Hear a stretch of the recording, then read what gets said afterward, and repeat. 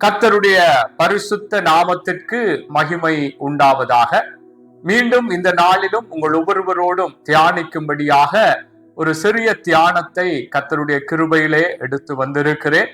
இன்றைய நாள் தியானத்தினுடைய தலைப்பு கர்த்தரோடு இணைந்து படுகிற பிரயாசமே ஆசீர்வாதம் என்று சொல்லுகிற ஒரு தலைப்பின் கீழாக இந்த தியானத்தை உங்களோடு தியானிக்கும்படியாக நான் எடுத்து வந்திருக்கிறேன்.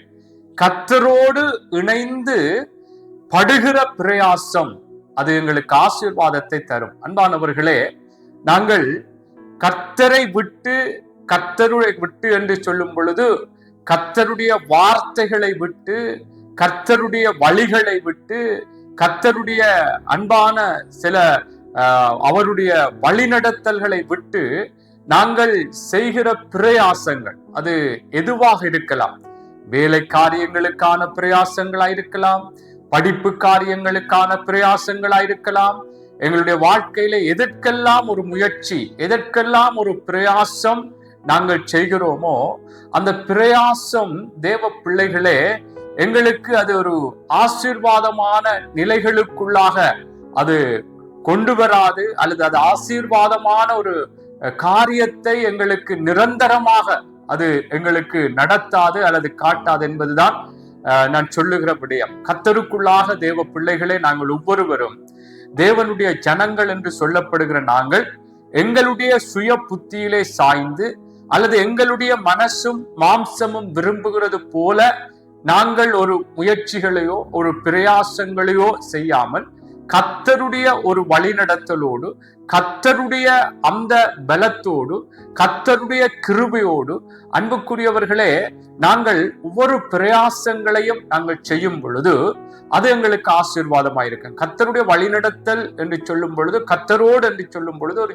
நல்ல ஜெபங்களோடு, கர்த்தருக்குள்ளாக அவருடைய வார்த்தை என்ன சொல்லுகிறது அந்த வார்த்தையின் பிரகாரமாக அந்த வழிநடத்தல்களோடு, சில வேளை ஒரு வேலைக்காக நாங்கள் பிரயாசப்படுகிறோம், ஏதோ ஒரு காரியம் எங்களுக்கு தேவை இருக்கு, அதற்காக ஒரு முயற்சி பண்ணுகிறோம் என்றால் கர்த்தரை விட்டு ஏதோ உலகம் காட்டுகிற விதமாக, மனுஷர்கள் சொல்லுகிற விதமாக, தவறான வழிகளிலே, குறுக்கு வழிகளிலே இப்படியெல்லாம் நாங்கள் ஒரு காரியத்துக்காக பிரயாசப்பட்டு நாங்கள் ஒரு ஆசீர்வாதத்தை சில வேளைகளில் பெற்றுக்கொண்டோம் என்று சொல்லலாம். அது எங்களுக்கு ஒரு நிரந்தரமான ஆசீர்வாதமாக இருக்காது. அந்த ஆசீர்வாதத்திலே வேதனை இருக்கும், அந்த ஆசீர்வாதத்திலே எங்களுக்கு அது ஒரு துக்கத்தை கொண்டு வரும். அன்புக்குரியவர்களே, ஆகவேதான் நான் சொல்லுகிறேன், கர்த்தரோடு இணைந்து படுகிற பிரயாசம் அல்லது கர்த்தருக்குள் படுகிற பிரயாசமே அது ஆசீர்வாதமாக இருக்கும் என்று சொல்லி இன்றைக்கு இந்த தியானத்தினுடைய தலைப்பாக இருக்கிறது. ஆகவேதான் அன்புக்குரியவர்களே, நானும் நீங்களும் கர்த்தருடைய பிள்ளைகள் நாங்கள் எப்படி பிரயாசப்பட வேண்டும். இது நான் சொன்னது போல ஒரு வீட்டுக்காக இருக்கலாம், அல்லது ஒரு வேலைக்காக இருக்கலாம், பிள்ளைகளுடைய படிப்பு காரியங்கள், ஏதோ பல தேவைகள் எங்களை சந்திக்கப்படுவதற்கு இருக்கலாம்.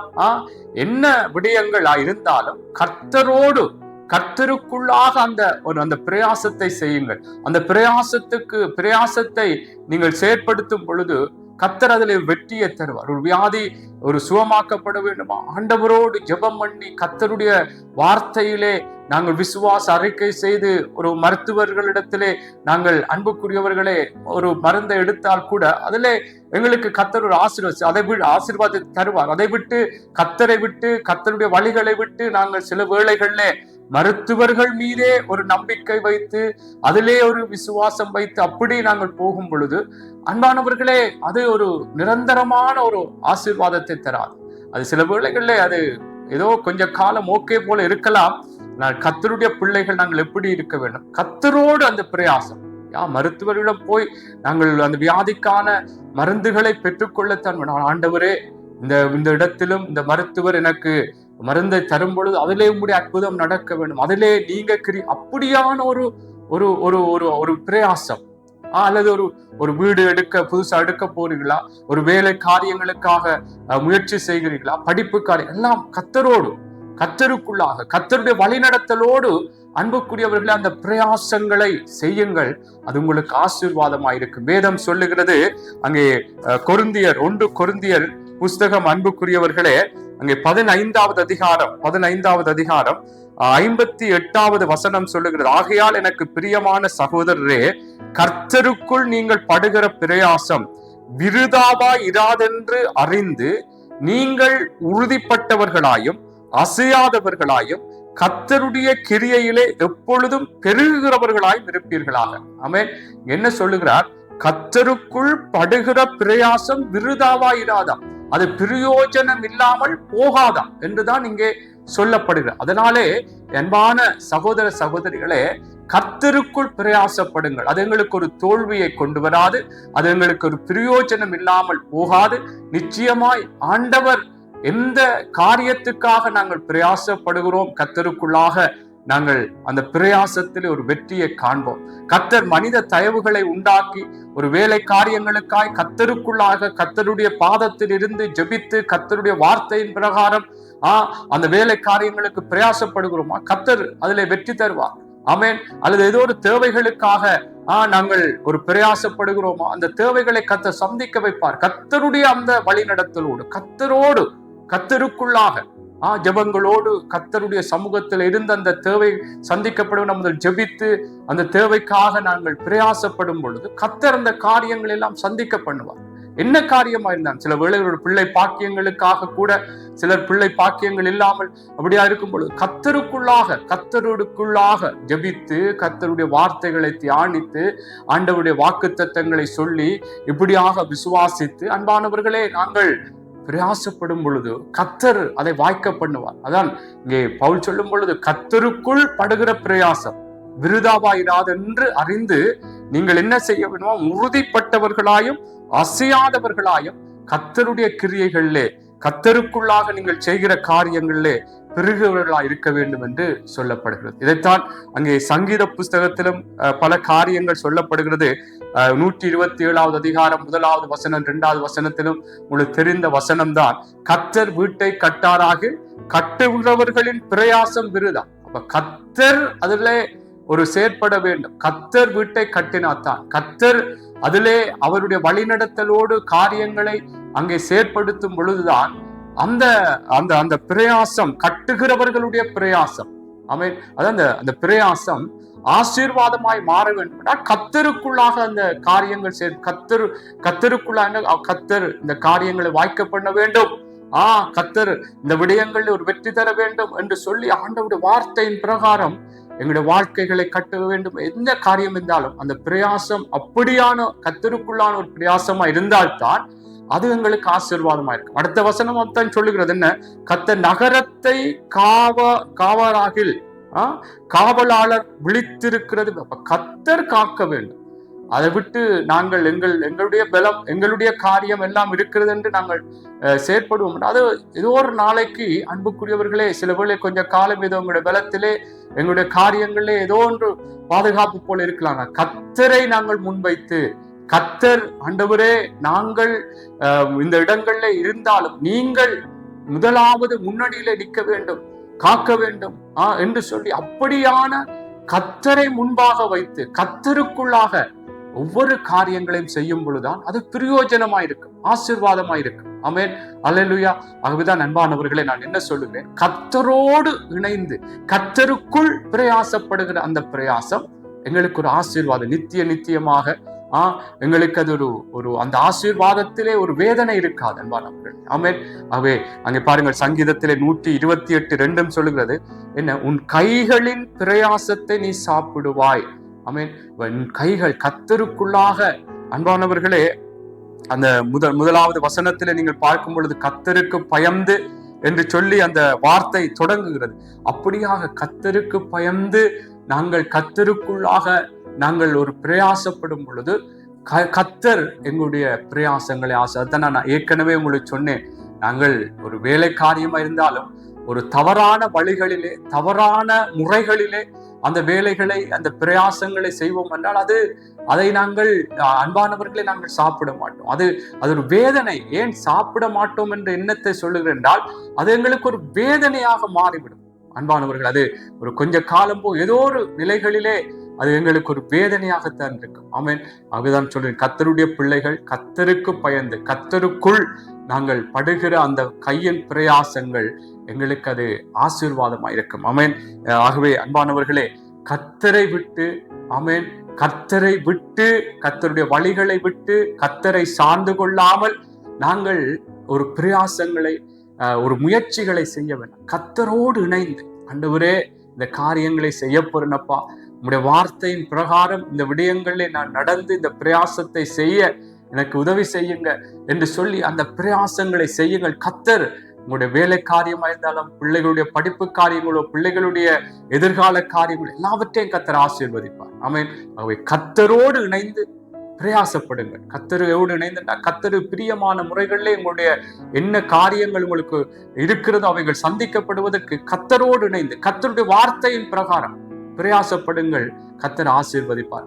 நான் சொன்னது போல கர்த்தரை விட்டு நாங்கள் பிரயாசப்படுகிற பிரயாசம் சில வேளைகள் ஏதோ அந்த பிரயாசத்திலே ஏதோ ஒரு வளர்ச்சி இருக்கிறது போல தோன்றலாம், ஆனா முடிவு வேதனையா இருக்கும். ஒரு வார்த்தையை உங்களுக்கு வாசிக்கிறேன். ஏசாயா புஸ்தகத்திலே அங்கே 17வது அதிகாரம் 10வது 11வது வசனம் இப்படி சொல்லுகிறது: உன் பலமாகிய கண்மலையை நீ நினையாமல் உன் இரட்சிப்பாகிய தேவனை மறந்தாய். ஆதலால் நீ நேர்த்தியான நாற்றுகளை நட்டாலும் அந்நிய தேசத்து கன்றுகளை வைத்தாலும் பகற்காலத்திலே உன் நாட்டை வளரவும் விடிய காலத்திலே உன் விதையை முளைக்கவும் பண்ணினாலும் பலனை சேர்க்கும் நாளில் துக்கமும் கடும் வேதனையுமே உங்கள் அறுப்பாயிருக்கும். என்ன சொல்லுகிறார் என்றால், உன் பலனாகிய கண்மலையை நினையாமல் ரட்சிப்பின் தேவனை மறந்து நேர்த்தியான நாற்றுக்களை நட்டாலும் அந்நிய தேசத்து கன்றுகளை வைத்தாலும் அவைகள் வளரும்படியாய் பகற்காலத்திலே அந்த நாட்டை வளரவும் விடிய காலத்தில் விதையை முளைக்கவும் பண்ணினாலும், அதை வைத்து அதை முளைக்கும்படியாய் நாங்கள் பண்ணினாலும் பலனை சேர்க்கு நாளிலே இங்க என்ன சொல்லுகிறது? துக்கமும் கடும் வேதனையுமே உங்கள் அறுப்பா இருக்கும் என்று சொல்ற. ஆகவே என்ன இதுல சொல்லப்படும்? உன் பலனாகிய கண்மலையை மறந்து நீ நினையாமல் நீ இப்படி அந்நிய தேசத்து கன்றுகளை வைத்தாலும் அதுல சொல்ல நேர்த்தியான நாட்டுகளை நட்டு அதை வளர பண்ணினாலும் முடிவு வேதனையா இருக்குமா? அதைத்தான் நான் சொல்லுகிறேன். கர்த்தரோடு இணைந்து பிரயாசப்படுங்க. கர்த்தரை விட்டு, கர்த்தருடைய வழிகளை விட்டு, கர்த்தரை சார்ந்து கொள்ளாமல் நீங்கள் பிரயாசப்பட்டால் அது உங்களுக்கு ஒரு ஆசீர்வாதத்தை தராது என்றுதான் கர்த்தருடைய பிள்ளைகளே நான் சொல்ல விரும்புகிறேன். ஆகவே கர்த்தரோடு இணைந்து கர்த்தருக்குள்ள உங்களுக்கு என்ன காரியங்கள்ல உங்களுடைய வாழ்க்கையில உங்களுடைய பிள்ளையுடைய காரியங்களா இருக்கலாம், உங்களுடைய வாழ்க்கையின் பல விடயங்களா இருக்கலாம், கர்த்தரோடு இணைந்து கர்த்தரு பிரியமான முறைகளிலே ஜெபம் பண்ணி அவருடைய வார்த்தையின் பிரகாரம் பிரயாசப்படுங்கள். உலகம் காட்டுகிற விதமாய் குறுக்கு வழிகள், ஏமாற்று வழிகள் அப்படியாக போகாமல் கர்த்தரோடு என்று சொல்லும் பொழுது கர்த்தரு பிரியமான முறை வழிகளிலே கர்த்தர் அவர் வார்த்தையின் பிரகாரம் வேலை காரியமா இருந்தலாம், பிள்ளைகளுடைய காரியங்களா இருக்கலாம், எல்லா எதிர்கால காரியங்கள், படிப்பு எல்லாம் கர்த்தரோடு இணைந்து கர்த்தருக்கு பிரியமான முறையில பிரயாசப்படுங்கள். கர்த்தர் இருக்கிற தடைகளை எல்லாம் அகற்றி கர்த்தர் மனித தயவுகளை உண்டாக்கி உங்களை ஆசீர்வதிப்பார். ஆமென். கர்த்தருக்குள்ளே படுகிற பிரயாசம் விருதாவா இராது என்று அறிந்து அங்கே பவுல் சொல்லும் பொழுது சொல்ற, நீங்கள் அசையாதவர்களாய் உறுதிப்பட்டவர்களாய் அவருடைய கிரியைகளை பெருக வேண்டும் என்று சொல்லி இருக்கிறார். ஆமென். அவை கர்த்தரோடு இணைந்து நாங்கள் பிரயாசப்படும் பொழுது கர்த்தர் எங்களை ஆசீர்வதிப்பார். 2 உதாரணத்தை சொல்லி நான் முடித்துக் கொள்கிறேன். அங்கே பாருங்கள், யோவான் 21வது அதிகாரத்திலே 1வது வசனத்திலிருந்து 6வது வசனம் வரைக்கும் வாசிக்கிறேன். இதிலே பாருங்கள், சீசர்களுடைய ஒரு சம்பவம் தான் வாசிக்கிறேன். பாருங்கள், இவைகளுக்கு பின்பு இயேசு திபேரியா கடற்கரையிலே மறுபடியும் சீசருக்கு தம்மை வெளிப்படுத்தின விவரமாவது, சீமோன் பேதுருவும் திதிமு எனப்பட்ட தோமாவும் கலிலேயா நாட்டில் உள்ள கானா ஊரானாகிய நாத்தான்வேலும் செபெதேயுவின் குமாரரும் அவருடைய சீசரில் வேறு 2 பேரும் கூடியிருக்கும் போது சீமோன் பேதுரு மற்றவர்களை நோக்கி, மீன்பிடிக்க போகிறேன் என்றார். அதற்கு அவர்கள், நாங்களும் உம்முடனே கூட வருகிறோம் என்றார்கள். அவர்கள் புறப்பட்டு போய் உடனே படவேறினார்கள். அந்த ராத்திரியிலே அவர்கள் ஒன்றும் பிடிக்கவில்லை. விடிய காலமான போது இயேசு கரையிலே நின்றார். அவரை இயேசு என்று சீசர்கள் அறியாதிருந்தார்கள். இயேசு அவர்களை நோக்கி, பிள்ளைகளே, புசிக்கிறதற்கு ஏதாகலும் உங்களிடத்தில் உண்டா என்றார். அதற்கு அவர்கள் ஒன்றும் இல்லை என்றார்கள். அப்பொழுது அவர், நீங்கள் படவுக்கு வலது புறமாக வலைய போடுங்கள், அப்பொழுது உங்களுக்கு அகப்படும் என்றார். அப்படியே அவர்கள் போட்டு திரளான மீன்கள் அகப்பட்டதினால் அதை இழுக்க மாட்டாதிருந்தார்கள். அன்பானவர்களே, பாருங்கள், அவர்கள் முழுவதும் இதில் சொல்லப்படுகிறது, சீமோன் பேதுரு மற்றவர்களை நோக்கி மீன் பிடிக்க போகிறேன் என்றால், அதற்கு அவர்கள் நாங்களும் உம்முடனே கூட வருகிறோம் என்றால், அவர்கள் புறப்பட்டு போய் உடனே படவேறினாலும் அந்த ராத்திரியிலே அவர்கள் இரா முழுவதும் அங்கே இயேசுவை விட்டு ஆண்டவருடைய வழிகளை விட்டு இவர்கள் தங்களுடைய ஒரு சுய புத்தியிலே அங்கே சாய்ந்து தங்களுடைய மனசும் மாம்சம் விரும்புகிற போல இங்கே மீண்டும் வந்து இவர்கள் படவு எடுத்து மீன் பிடிக்கும்படியாக செல்லுகிறார்கள். அங்கே அன்பானவர்களே, அங்கே பாருங்கள், அதிலே சொல்லப்படுகிறது, அந்த ராத்திரியிலே அவர்கள் ஒன்றும் பிடிக்கவில்லையா. விடிய காலமானது போல் இயேசு கரையில் நின்றார். அவரை இயேசு என்று சீசர்கள் அறியாதிருந்தார்கள். இயேசு அவர்களை நோக்கி, பிள்ளைகளே, புசிக்கிறதற்கு ஏதாவது உண்டாக என்றால் அதுக்கு அவர்கள் ஒன்றுமில்லை. அப்பொழுது அவர் நீங்கள் படவுக்கு வலது, பாருங்க, அவர் அந்த படவில் ஏறி படவுக்கு வலது புறமாய் வலைய போண்டவர். இயேசுவோடு அவர்கள் பிரயாசப்படுகிறார். இயேசு சொல்லுகிற வார்த்தையோடு பிரயாசப்படுகிறார், வலைய போடுகிறார்கள். அங்கே மீன்கள் அங்கே பாருங்கள் அகப்பட்டது என்று சொல்லப்படுகிறது. அப்பொழுது உங்களுக்கு அகப்படும் அப்படி அவர்கள் போட்டு திரளான மீன்கள் அகப்பட்டதினால் அதை இழுக்க மாட்டாதிருந்தார்கள். அவன் என்ன சொல்றால் அன்பானவர்களே, அவர்கள் அதற்கு முன்பதாக இயேசு இல்லாமல், ஆண்டவருடைய வழிநடத்தல் இல்லாமல் இவர்கள் அங்கே இயேசுவை விட்டு, அன்புக்குரியவர்களே, அவர் இல்லாமல் இவர்களுடைய செயற்பாடு அங்கே மீன் பிடிக்கும்படியாக வந்து மீன் பிடிக்க பிரயாசப்படுகிறார்கள், ஒன்றும் அகப்படும். ஆனால் இயேசு அந்த படவில் ஏறி இப்படியாக இந்த வலையை போடுங்கள் அகப்படும் என்று சொன்ன அப்படியாக அவர்கள் இயேசுடைய வார்த்தையை கேட்டு போட்ட பொழுது அங்கே மீன்கள் அகப்பட்டு. நான் என்ன சொல்றேன் அன்பானவர்களே, கர்த்தரோடு ஆண்டவரோடு பிரயாசம், அவருடைய வழி நடத்தலோடு பிரயாசப்படுங்கள். எங்களுடைய சுய புத்தியிலே எங்களுடைய மனசும் மாம்சம் விரும்புகிறது போல எங்களுடைய வைராக்கியங்களிலே எங்களுடைய ஏதோ மனுஷர்கள் காட்டுகிற வழிகளிலே நாங்கள் பிரயாசப்படாமல் கர்த்தருக்கு பிரியமான முறைகளிலே கர்த்தர் சொல்லுகிற அவருடைய வார்த்தைகளின் பிரகாரம் அன்பானவர்களே நாங்கள் பிரயாசப்படும் பொழுது ஆண்டவர் எங்களுக்கு நிச்சயமாய் ஆசீர்வாதங்களை தருவார். இந்த சீசர்கள் இயேசு இல்லாமல் அவர்கள் படவு ஏறி வந்து மீன் பிடிக்கிறார்கள், ஒன்றும் அகப்படவில்லை. பின்பு இயேசு படவில் இருந்து இயேசு சொல்றார், இப்படியாக வலைகளை போடுங்கள், மீன்கள் அகப்படும் என்று சொன்னார். அப்படியாக போட்டார்கள், அகப்பட்டது. அன்பானவர்களே, நாங்களும் கர்த்தரோடு இணைந்து கர்த்தர் சொல்லுகிற வார்த்தை பிரகாரம், அவருடைய வழிமுறைகளின் பிரகாரம் அவருக்குள்ளாக நாங்கள் ஜெபித்து நாங்கள் ஒவ்வொரு காரியங்களையும் அன்பானவர்களை நாங்கள் செயற்படுத்தும் பொழுது கர்த்தர் எங்களுக்கு அந்த இடங்களிலே ஒன்றும் இல்லை என்று சொல்லப்படும் மனிதர்கள் பல விதங்கள் இருந்தாலும் அன்பானவர்களே, கர்த்தர் நிச்சயமாய் எங்களை அந்த இடங்களிலும் ஆசீர்வதிப்பார். ஏனென்றால் உங்களுக்கு தெரியும், ஈசாக்கு பஞ்ச காலத்திலே அவன் விதை விதைத்தான். எப்படி விதைத்தான்? கர்த்தர் சொன்ன நீ எகிப்துக்கு போகாமல் நான் காண்பிக்கிற இந்த தேசத்திலே இரு, அப்பொழுது நீ ஆசீர்வதிப்பேன் என்று சொல்லி அந்த சொன்ன அந்த வார்த்தையின் பிரகாரம் அன்புக்குரியவர்களே, இங்கே அந்த ஈசாக்கு விதை விதைத்தான், அந்த இடத்திலே இருந்தான். கர்த்தருக்குள்ளாக அவருடைய வார்த்தையின் பிரகாரம் இருந்து தேவ வார்த்தையின் பிரகாரம் அங்கே விதை விதைத்தான். அங்கே 100 மடங்கு ஆசை. அது பஞ்சகாலம். நான் என்ன சொல்றேன், கர்த்தரோடு இருந்து கர்த்தருக்குள்ளாக நாங்கள் பிரயாசப்படும் பொழுது சூழ்நிலைகள் பலவிதங்கள்ல எதிராக இருக்கலாம், மற்ற மனிதர்களுடைய வாழ்க்கையின் அனுபவங்கள் நாங்கள் படுகிற பிரயாசத்துக்கு முற்றிலும் மாறாக இதெல்லாம் சரிவராது என்று சொல்ல. ஆனால் கர்த்தருக்குள் நாங்கள் அன்பானவர்களை கர்த்தரோடு இணைந்து பிரயாசப்படும் பொழுது கர்த்தர் நிச்சயமா எங்களை ஆசீர்வதிப்பார். ஆமென். கர்த்தருக்குள்ளே படுகிற பிரயாசம் விருதாவாக போகாது. ஆமென். பாருங்கள், இன்னொரு இடத்திலே கர்த்தருடைய வார்த்தையை மீறி பிரயாசப்படுகிறார்கள், முயற்சி செய்கிறார்கள், அதிலே தோல்வி கண்டார்கள் என்று சொல்லி அங்கே உபாகம புஸ்தகத்திலே நான் ஒரு சம்பவத்தை வாசித்து முடித்துக் கொள்ளுகிறேன். உபாகம் 1:42 இருந்து வாசிக்கிறேன். பாருங்கள், 1வது அதிகாரம் 42வது. அப்பொழுது கர்த்தர் என்னை பார்த்து, நீங்கள் உங்கள் சத்துருக்களுக்கு முன்பாக முறிந்து போகாமலும் யுத்தம் பண்ணாமலும் இருப்பீர்களாக நான் உங்கள் நடுவே இரேன் என்று அவர்களுக்கு சொல்லென்றார். அப்படியே நான் உங்களுக்கு சொன்னேன். நீங்களோ செவிகொடாமல் கர்த்தருடைய கட்டளைக்கு விரோதமாக துணிந்து மலையின் மேலேறினீர்கள். அந்த மலையிலே குடியிருந்த எமோரியர் உங்களை எதிர்க்கும்படி புறப்பட்டு வந்து தேனீக்கள் துரத்துகிறது போல உங்களை துரத்தி உங்களை சேயத் தொடங்கி ஓர்மா மட்டும் முறியடித்தார்கள். நீங்கள் திரும்பி வந்து கர்த்தருடைய சமூகத்தில் அழுதீர்கள். கர்த்தர் உங்கள் சத்தத்தை கேட்கவில்லை, உங்களுக்கு செவி கொடுக்கவில்லை. இங்கே இஸ்ரவேல் ஜனங்களுடைய ஒரு பகுதியினரை குறித்து இந்த வார்த்தை சொல்லப்படுகிறது. அங்க என்ன சொல்லப்படுகிறது என்றால், கர்த்தர் மோசேயை பார்த்து சொன்ன காரியம் அங்க சொல்லப்படுகிறது.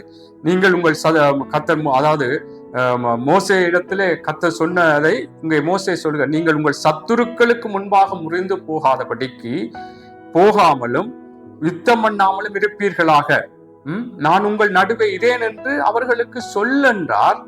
அதை சொன்ன பொழுது அவர்கள் சொல்ல வார்த்தை, அப்படியே நான் உங்களை சொன்னேன். மோசே சொல்றார், எனக்கு கர்த்தர் இப்படி சொன்னார், நீங்க அங்க போக வேண்டாம் என்று என்று சொல்லி சொன்னார். அதை நான் உங்களுக்கு சொன்னேன். ஆனா நீங்களும் செவி கொடாமல் கர்த்தருடைய கட்டளைக்கு விரோதமாய் துணிந்து மலையின் மேல் ஏறினீர்கள்.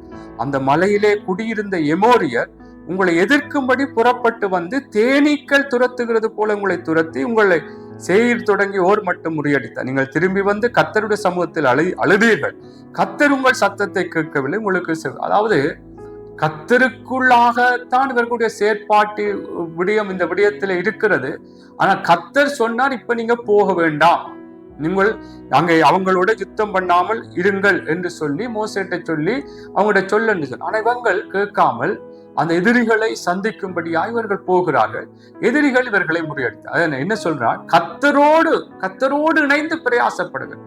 எங்களுக்கு கர்த்தருக்குள்ளாக எதிரான சில விடயங்களை நாங்கள் சந்திக்க வேண்டும். கர்த்தர் விரும்பாத காரியம், அந்த எதிரிகளுடைய அந்த பாளையத்துக்கு எதிராகத்தான் இவர்கள் போகிறார்கள். ஆனால் அந்த நேரத்திலே அவர் ஆண்டவருடைய வழி நடத்தல் போக வேண்டாம் இப்பொழுது என்று சொல்லப்பட்ட பொழுது இவர்கள் போகிறார்கள். கர்த்தருடைய சொல்லுக்கு இதான் ஆண்டவரோடு நாங்கள் படுகிற பிரயாசம்தான், அவருடைய வார்த்தையின் படி நாங்கள் படுகிற அந்த பிரயாசமும் முயற்சியும் தான் ஆசீர்வாதத்தை தரும். இந்த இஸ்ரவேல் ஜனங்களுடைய இந்த மக்களுடைய காரியங்கள், கர்த்தர் சொன்னார் இப்ப போகக்கூடாது, யுத்தம் பண்ண வேண்டாம், எதிரிகள் தான் இப்ப யுத்தம் பண்ண வேண்டாம். இவங்கள் போனார்கள், அங்கே தோற்கடிக்கப்பட்டார்கள், வந்து அழுதார்கள். கர்த்தர் சொல்ல என்றால் கர்த்தர் சொல்லியும் இவர்கள் அதை கேட்காமல் போகிறார்கள். இது சில வேளைகளே அன்பானவர்களே, நாங்கள் கர்த்தருக்கு வைராக்கியம் பாராட்டுகிறோம் என்று சொல்லி நாங்கள் தேவனுக்கேற்ற ஒரு அறிவுக்கேற்ற ஒரு வைராக்கியம் பாராட்டாமல் நாங்கள் எங்களுடைய மாம்ச பிரகாரமான ஒரு வைராக்கியத்திலே சில பிரயாசங்கள் சில விடயங்களை நாங்கள் செய்துவிடக்கூடாது. ஆமென். ஆகவே கர்த்தர் என்ன சொல்லுகிறார், அவருடைய வார்த்தையின் பிரகாரம் நாங்கள் செயற்பட வேண்டும், பிரயாசப்பட வேண்டும். இல்ல கர்த்தருக்கு இப்படியெல்லாம் செய்து விட்டார்கள், ஆண்டவருடைய காரியங்களை இப்படியெல்லாம் தூசிக்கிறார்கள் என்று நாங்கள் எங்களுடைய மாம்சத்திலே வருகிற ஒரு வைராக்கியம் கோபத்திலே நாங்கள் எழும்பி செயற்படுவோமா இருந்தால், எங்களுக்கு எதிராக வருகிறவர்கள் எங்களை தோற்கடிக்கும் பொழுது நாங்கள் வெட்கப்பட்டு கர்த்தருடைய சமூகத்திலே அழுது கர்த்தரை கேள்வி கேட்கக்கூடாது. ஏன்னா கர்த்தர் எப்படி எதிரிகள் மத்தியிலே எதிர்க்கிறவர்கள் மத்தியிலே செயற்பட வேண்டும் என்றெல்லாம் கர்த்தர் சொல்லுகிறார். அதை விட்டு நாங்கள் எங்களுடைய மாம்ச பிரகாரமாக செயற்படுவோமா இருந்தால், பிரயாசப்படுவோமா இருந்தால், அதற்கு முயற்சி செய்வோமா இருந்தால் கர்த்தர் அதிலே கிரியை செய்ய மாட்டார். அதைத்தான் சொல்லுகிறேன் திருப்பவும், எந்த விடயமாயிருந்தாலும் கர்த்தரோடு கர்த்தருக்கு பிரியமான முறையிலே கர்த்தர் காட்டுகிற வழியிலே அன்பானவர்களே நாங்கள் பிரயாசப்படுவோம். எங்களுக்கு எதிர்க்கிறவர்களை எப்படி அவர்கள் எங்கள் பட்சத்திலே வரும்படியாய் அல்லது அவர்கள் மத்தியிலே ஒரு பந்தியை எங்களுக்கு ஆயத்தப்படுத்தும்படியாய் கர்த்தர் எப்படி நாங்கள் செயற்பட வேண்டும், நாங்கள் எப்படி பிரயாசப்பட வேண்டும் என்றெல்லாம் கர்த்தர் சொல்லி அதன் பிரகாரம் பிரயாசப்படும். அதை விட்டு இவருக்கு நான் யார் என்று காட்டுகிறேன் என்று சொல்லி நாங்கள் எங்களுடைய மாம்சத்திலே பிரயாசப்படுவோமா இருந்தால், நாங்கள் எங்களுடைய மாம்ச பிரகாரமான வழிகளிலே உலக மனிதர்களுடைய காரியங்களிலே கேட்டு செயற்படுவோமா இருந்தால் கர்த்தர் அதிலே எங்களுக்கு வெற்றி தர மாட்டார். அது எங்களுக்கு வேதனையாகவே மாறும். ஆகவே கர்த்தரோடு இணைந்து பிரயாசப்படுவோம். கர்த்தர் வீட்டை கட்டாவிட்டால் கட்டுகளுடைய பாடு விருதா என்று சொல்லப்படுது. ஆகவே கர்த்தர் எங்களை ஆசீர்வதிக்க வேண்டும். கர்த்தர் தான் எல்லாவற்றிலும் அவர் எங்களுக்கு காரியங்களை வாய்க்க பண்ண வேண்டும். ஆகவே கர்த்தரோடு இணைந்து நாங்கள் பிரயாசப்படுவோம். பிள்ளைகளுடைய காரியங்களுக்காக, எங்களுடைய வீட்டு காரியங்கள், எங்களுடைய சர்வ பிரகாரமான சுகங்கள், குடும்பத்திலே சமாதானங்கள், தேவைகள், பல விடயங்கள் ஊழிய காரியங்கள் எல்லாம் கர்த்தரோடு இணைந்து கர்த்தருடைய வார்த்தையின் பிரகாரம் பிரயாசப்படுவோம். கர்த்தர் ஆசீர்வதிப்பார். ஆமென். மீண்டும் உங்கள் ஒவ்வொருவரையும் இன்னொரு தியானத்தோடு உங்களை சந்திக்கும் வரை இப்பொழுது விடைபெறுகிறேன். கர்த்தர் உங்கள் ஒவ்வொருவரையும் ஆசீர்வதிப்பாராக. ஆமென், ஆமென், ஆமென்.